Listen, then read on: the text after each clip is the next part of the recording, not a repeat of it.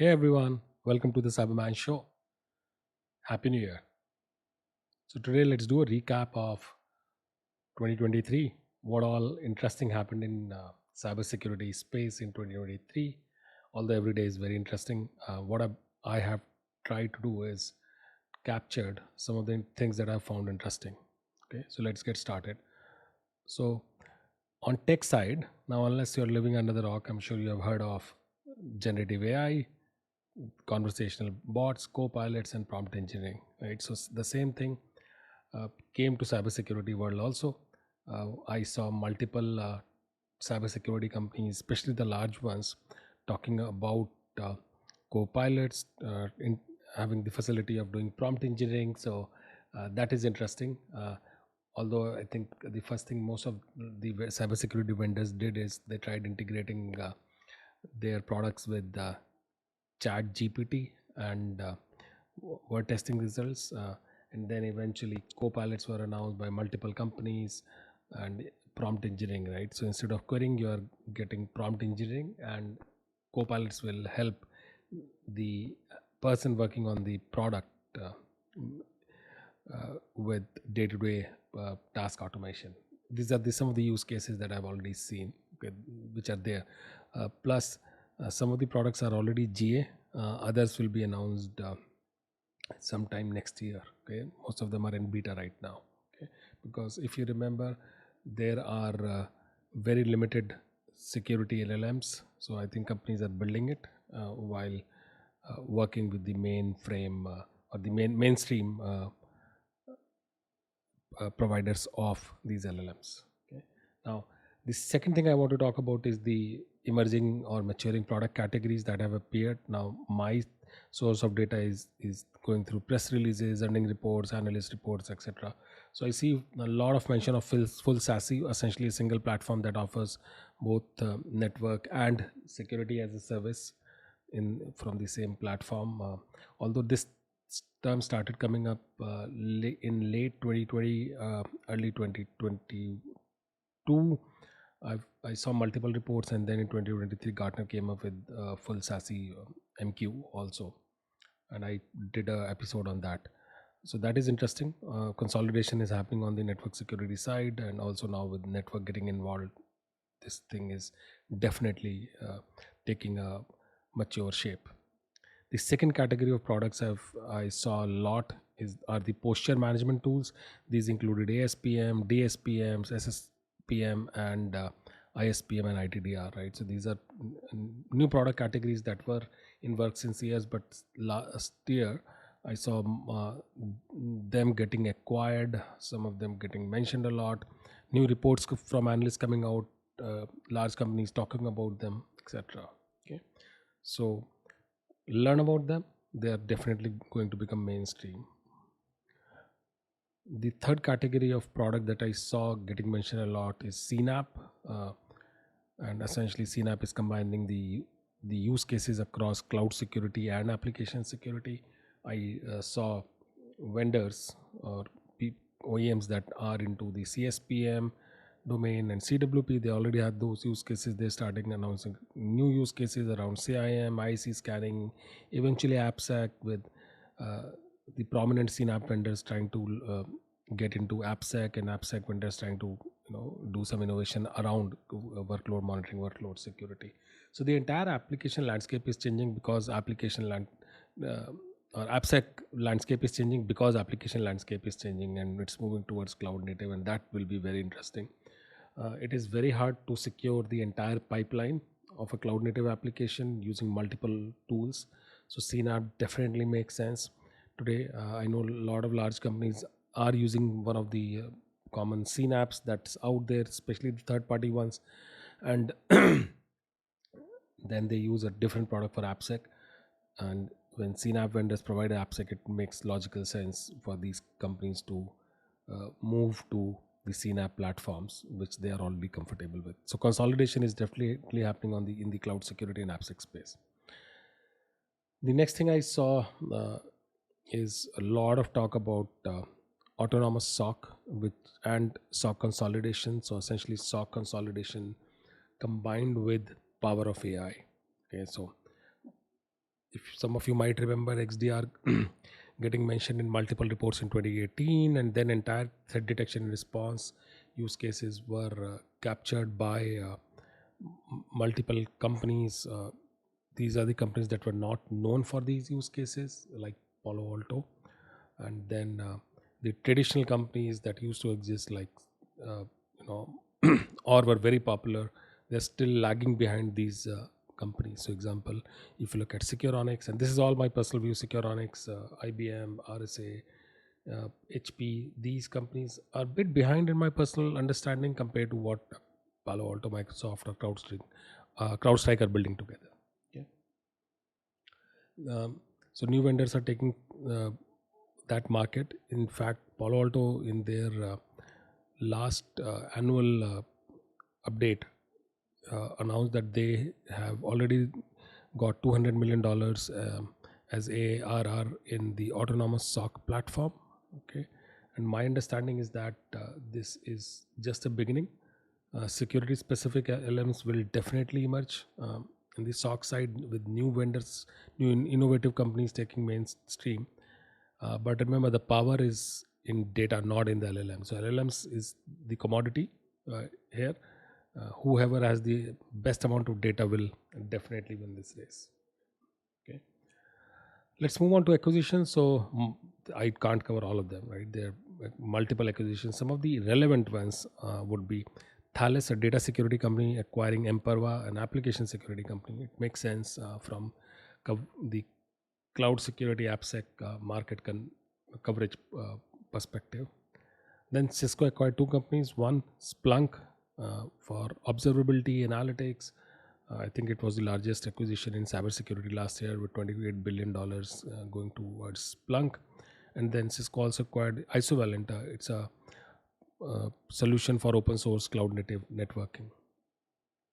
Checkpoint acquired a company called Perimeter 81 for SSC.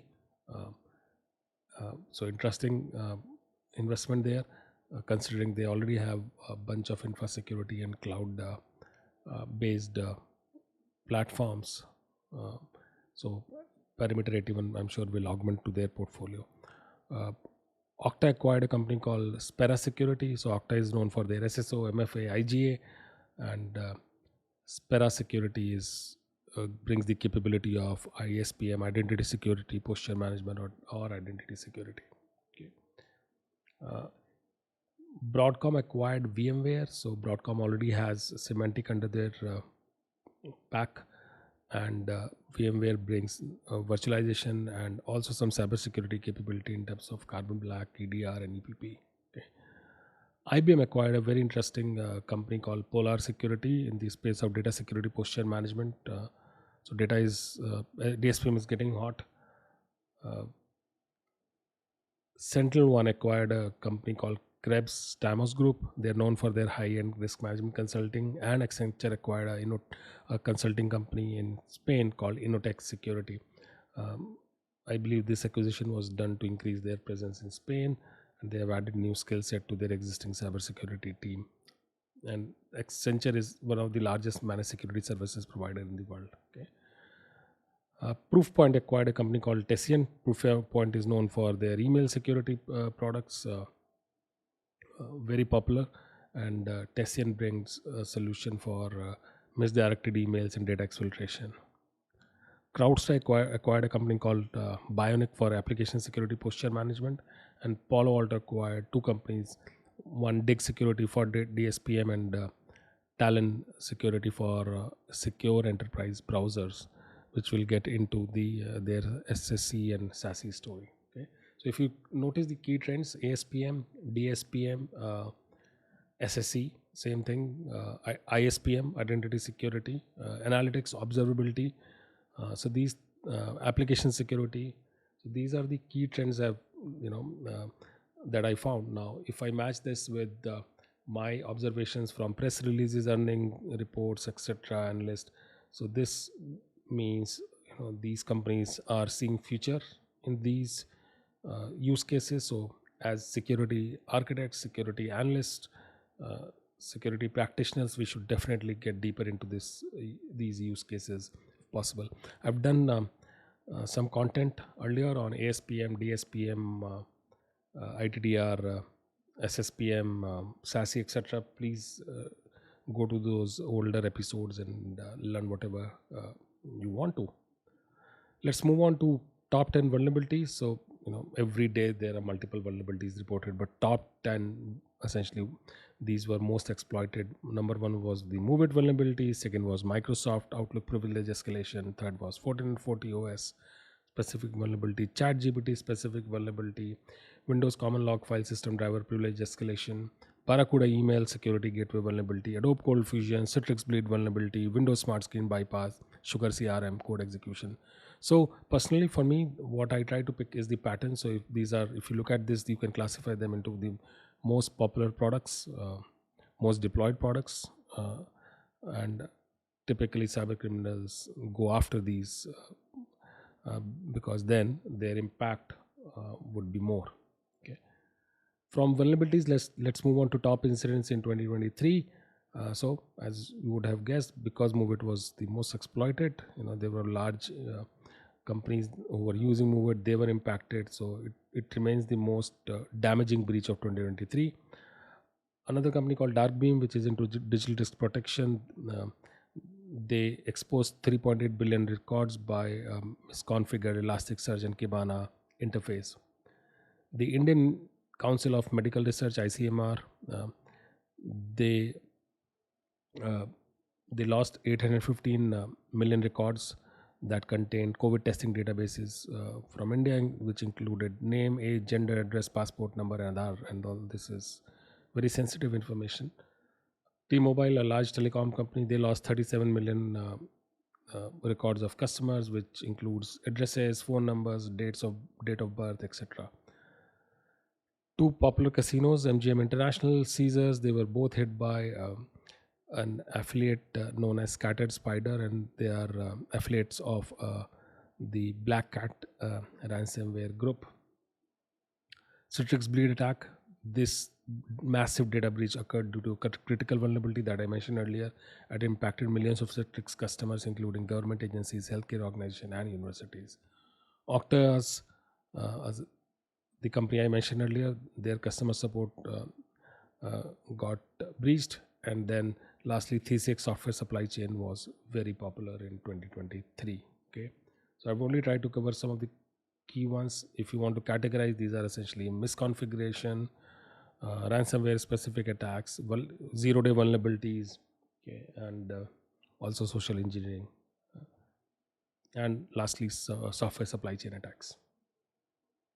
Some of the interesting documents, publications that I saw, data points. So IBM releases a report called IBM Cost of Breach Report in 2023. They mentioned that the global average cost of data breach in 2023 was USD $4.45 million, which is a 15% increase over 3 years. They also said that 51% of organizations are planning to increase security investments as a result of breach, including incident response planning, testing, employee training, and threat detection and response tools, right? So more money is going to flow towards these kind of platforms and services. Also, they mentioned that $1.76 million is the average saving for organizations that use security, AI, and automation extensively compared to organizations that don't. So that's pretty interesting. Okay. Then I typically follow CISA and NIST. I saw two very interesting documents from CISA. One is the privacy and data protection guidance for drones, okay, and also a mitigation guide for healthcare and public health sector. So I highly recommend you to go through these emerging categories of security guidance. These are new technologies. They are enabling more use cases for logistics and delivery and also security. So it's important to understand. Also, always try to understand at least the vertical or sector you're working in. And if you are a security practitioner, you should always understand what are the various ways of securing a particular vertical. Also, NIST launched or released a document called Introduction to Cybersecurity for Commercial Satellite Operation. They also released another documentation for securing the cyber physical manufacturing systems. and they released framework profile for cybersecurity for electronic vehicle, extreme fast charging infrastructure, as well as liquefied natural gas (LNG) industry. So these are very popular use cases. These are emerging technologies, and any security guidance is only going to help us learn more about cyber and stay ahead from those who don't read these. Okay. Also, I keep track of how markets are behaving for our industry. So if I look at cybersecurity stocks, CrowdStrike in 2023 outperformed most of the public listed cybersecurity companies. So it gave a return of around 152%. Palo Alto did 114%, Zscaler did 104%, Varonis did 99.61%, SentinelOne did 91%, Qualys did 78%, Rapid7 did 78%, CyberArk did 75%, and so on and so forth. Okay. So that was very interesting. It means cybersecurity is getting critical as IT infrastructure is getting connected to internet. Cybersecurity is the most obvious thing that any business would want. Okay. Now, those were individual stocks. If you're looking at ETFs, the most popular ETFs, on 3 or 4 of them, gave an average return of 40% in last 1 year. Okay. Now, lastly, key trends that I've noted. One Palo Alto has become $100 billion market cap company. They did touch that point in November last week, and that's amazing to become the first cybersecurity company to reach that market cap. It might not be high compared to some of the companies that are already tech companies that are already $1 trillion market cap and much more, but for a cybersecurity company, it's a pretty good feat. I think it's only a starting. Cybersecurity companies will definitely rise as we become more relevant in the overall IT landscape. The second trend I've seen is the SaaSification. So most of the security platforms are available today as SaaS, which wasn't the case a few years back. Hardware was the only option for a lot of security products, but now most of the customers are good with SaaS as long as we comply with data privacy, data localization, and security compliance for those regions. Also, vendor consolidation or IT simplification is getting very common. Platform-led vendors are rising, so which means a single vendor providing multiple use cases. And when I went through the earning calls of multiple product companies, I realized that most of these vendors are adding new use cases. They're seeing massive double-digit growth in use case adoption.